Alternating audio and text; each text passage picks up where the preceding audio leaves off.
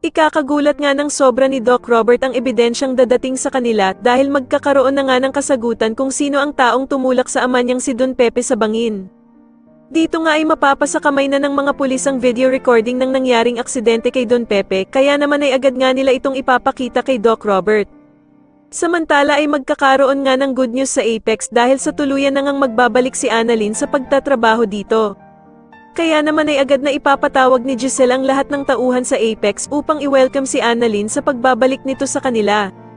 Tuwang-tuwa naman na lalapit si Zoe kay Annalyn at sasabihin nga nito na sa wakas nga daw ay magkakaroon na siya ng kakampi at pariringgan pa nga niya si Justin na meron nga daw na taong humahaba na ang sungay at manang-mana sa nanay nito. Pero agad namang sasagutin ni Justin si Zoe na ibig sabihin ba daw nito na kriminal din siya katulad ng kanyang nanay na si Moira. Kaya naman ay agad na namang aawatin ni Annalyn sila Zoe at Justin na malapit na namang magsalpukan. Sa kabilang banda naman ay ikakagulat nga ni Doc Carlos ang biglaang pagpunta ng ex-wife niyang si Irene Benitez sa Eastridge, kaya naman ay agad niya itong tatanungin kung ano daw ang ginagawa nito dito.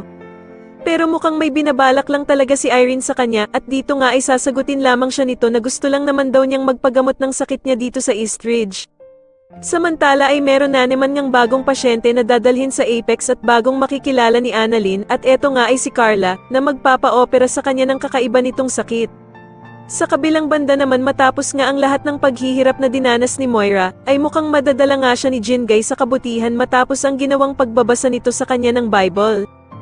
Kaya naman ay magugulat ang lahat sa muling paglabas ni Moira sapagkat tila magbabago na nga ang ugali nito at mas pipiliin na nga lang niyang gumawa ng kabutihan. Dito nga ay madadatnan pa ni Ninang ang ginagawang pagdadasal ni Moira at tatanungin niya nga ito kung dumating na daw ba ang perang hinihintay niya sa kanyang sponsor. Subalit ikakabigla naman nila ang isasagot ni Moira dahil sa hindi na nga daw siya gaganti sa kanila dahil sa nagbago na nga daw siya at hindi na siya gagawa ng masama.